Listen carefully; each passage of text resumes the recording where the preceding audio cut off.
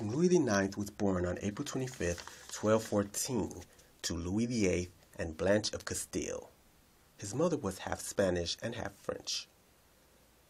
Louis had 12 brothers and sisters. His deeply religious mother raised him to be a truly Christian king, and as such, he applied Christian principles to his public acts as well as his private life.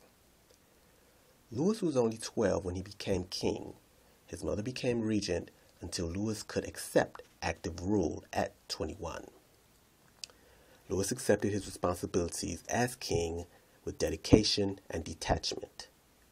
He worked to make peace and justice prevail. His detachment came from his conviction that kingship was not an opportunity to conquer others or to exploit them for personal enrichment, or to use power to satisfy one's vanity. He believed that his obligations were to serve the church and to lead his people to eternal salvation. In 1247, Louis sent investigators throughout his realm to hear complaints against royal officials. He then issued ordinances which became a moral code to guide his officials. Louis banned prostitution, gambling, blasphemy, and judicial duels. In an age when coinage varied widely in value, he issued gold and silver coins, which quickly became accepted and helped to establish a uniform coinage throughout the realm. His efforts to assure justice and to be accessible to all made Louis not only widely loved, but frequently asked by foreign princes to arbitrate their disputes. Thus, Louis was called to arbitrate a quarrel between Henry III of England and his baron in 1264. He was firm with Pope and Emperor in defense of his royal rights. By identifying his passion for justice with the crown, his subjects outside the royal domain appealed to him. This helped to extend royal authority throughout the realm and to make him the most powerful king in Western Europe.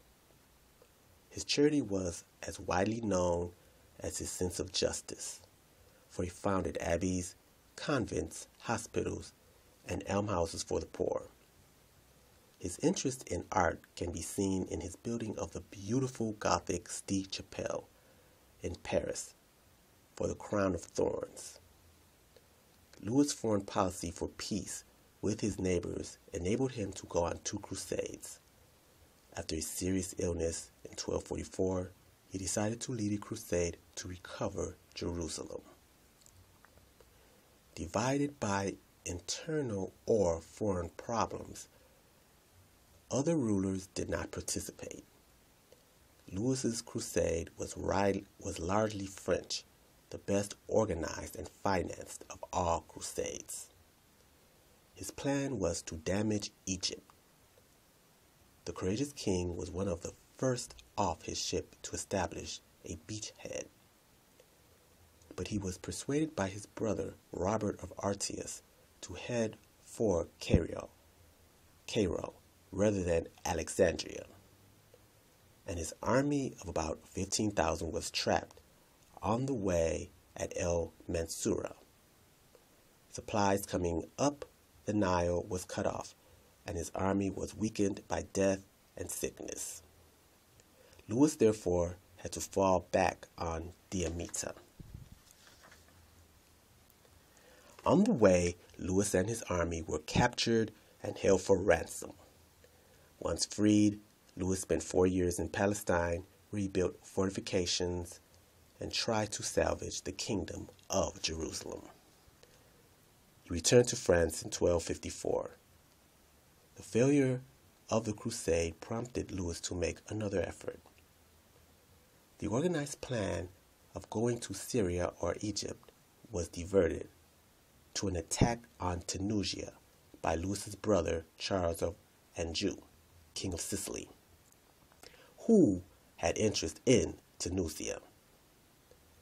About 10,000 crusaders landed in July 1270, when Louis took sick and died there in August. Charles of Anjou made a profitable peace and returned, bearing the remains of the beloved king who was universally mourned in Europe. He was canonized by Pope Boniface VIII in 1297.